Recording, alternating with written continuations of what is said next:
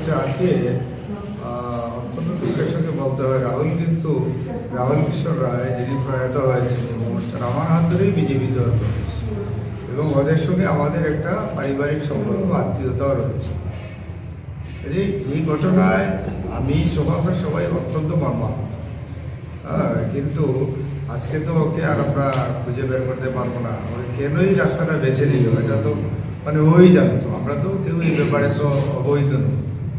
তবে আমরা যেটা মন্ডল প্রেসিডেন্ট বলেছে যে কোনো দোষীরা ছাড়া পাবে না, যাতে ধর্মনগরে পুনরায় এরকম কোনো ইনসিডেন্ট বা না হয়, তার জন্য আমরা সবাই সেই দিকে আমরা লক্ষ্য রয়েছে, মন্ডল প্রেসিডেন্টের লক্ষ্য রয়েছে, পুরো মন্ডল কমিটি, জেলা কমিটি, আমি সহ আমরা সবাই যাতে ধর্মনগর শান্তির শহর এটা যাতে আমরা ধরে রাখতে পারি, তার আগে যাতে অব্যাহত রাখতে পারি, সেই লক্ষ্যেই আমরা কাজ করি।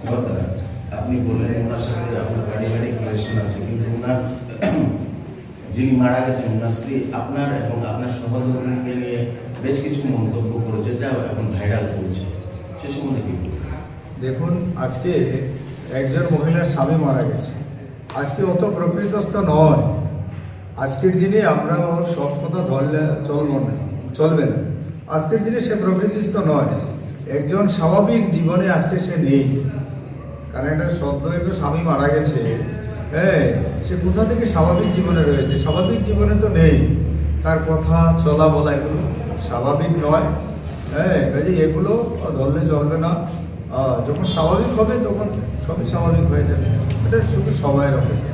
ওই দিনের ঘটনায় কে কে জড়িত আছে আপনার কাছে কোনো নাম এসেছে? মামলা করা হয়েছে, নাম আছে, আপনারা দেখতে পাবেন, থানার এফআইআর কপি রয়েছে।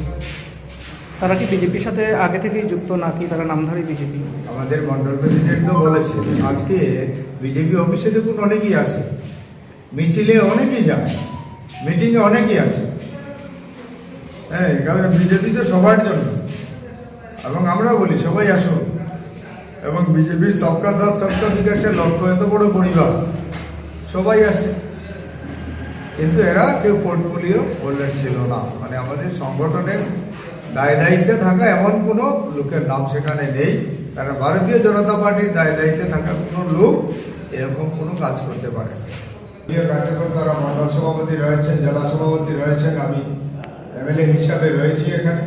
আমাদের সঙ্গে যোগাযোগ করে আপনারা কাজ করবেন ধর্মনগরের উন্নয়নের স্বার্থে, ধর্মনগরের শান্তি শৃঙ্খলা রক্ষার স্বার্থে আপনারা কাজ করবেন। কেউ নিজস্ব মত নিয়ে, নিজস্ব অভিমত নিয়ে কেউ কাজ করবেন না। যদি কেউ নিজে ব্যক্তিগতভাবে কোনো কাজ করেন তাহলে কিন্তু দল তার জন্য দায়ী থাকবে না, এবং এমএলএরও সেখানে কোনো সহযোগিতা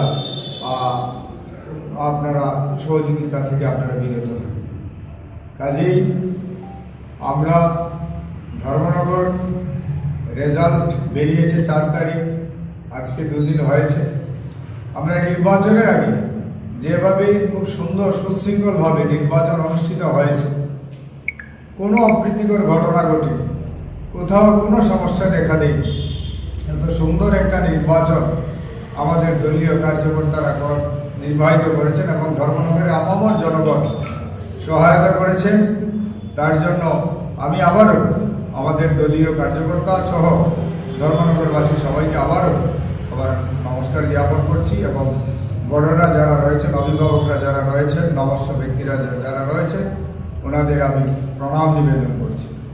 কাজে আশা থাকবে আগামী দিনগুলো আমাদের দলীয় কার্যকর্তা সহ সবাই মিলে আমরা ধর্মনগরকে সুশৃঙ্খল ধর্মনগর হিসাবে সাধারণ মানুষের সামনে এবং ত্রিপুরাবাসীর সামনে আমরা তুলে ধরব। ধর্মনগরের উন্নয়নের জন্য আমরা আমাদের দলীয় নেতৃত্বরা যারা রয়েছেন, আমার সঙ্গে জেলা সভাপতি রয়েছেন, মণ্ডল সভাপতি রয়েছেন, আমাদের অন্যান্য দলীয় নেতৃত্বরা রয়েছেন, সবার সঙ্গে আলোচনা ক্রমে আজকে জনগণ ভোট দিয়ে আমাকে এমএলএ হিসাবে নির্বাচিত করেছে, কিন্তু দলের প্রতি আমাদের দায়বদ্ধতা রয়েছে, আমার দায়বদ্ধতা রয়েছে, এবং ধর্মনগরবাসীর প্রতি দায়বদ্ধতা রয়েছে। কাজে দলীয় নির্দেশ মেনে, দলের অনুশাসন মেনে আমি কাজ করব। এবং আপনারা প্রেস মিডিয়ার ভাইরা যারা রয়েছেন, আপনাদের কাছেও আমাদের অনুরোধ থাকবে, আমার অনুরোধ থাকবে, আপনারাও ধর্মনগরের উন্নয়নের ক্ষেত্রে, ধর্মনগরের শান্তি শৃঙ্খলা বজায় রাখার ক্ষেত্রে আপনারা আমাদের সহযোগিতা করবেন। কারণ আমরা দেখেছি ইদানিংকালে আমাদের বিরোধী দলের যারা রয়েছে ওনাদের মধ্যে কেউ কেউ আমাদের ধর্মনগরে বিভিন্ন জায়গায় বিভিন্ন সমস্যা নতুন করে সৃষ্টি করার চেষ্টা করছেন। কাজে ওনাদের কাছে আহ্বান থাকবে, আপনারা এগিয়ে আসুন আমাদের সঙ্গে, আমরা সবাই মিলে যাতে ধর্মনগরকে সুন্দর সুশৃঙ্খল ধর্মনগরে আমরা নিয়ে যেতে পারি, আমরা কাজ করতে পারি, তার জন্য আপনাদের কাছে আহ্বান থাকবে। এবং দলীয় কর্মীরা আমরা সবাই একই পরিবারভুক্ত, আমাদের ভাজপা পরিবার, সেই পরিবারের সদস্য আমরা। এত বৃহৎ পরিবার, আজকে পৃথিবীর সর্ববৃহৎ দল আমাদের ভারতীয় জনতা পার্টি। আমাদের যশস্বী প্রধানমন্ত্রী নরেন্দ্র মোদীজি হচ্ছেন আমাদের সবচেয়ে বড় গ্যারেন্টার। কাজেই আমাদের কোনো ভয় নেই।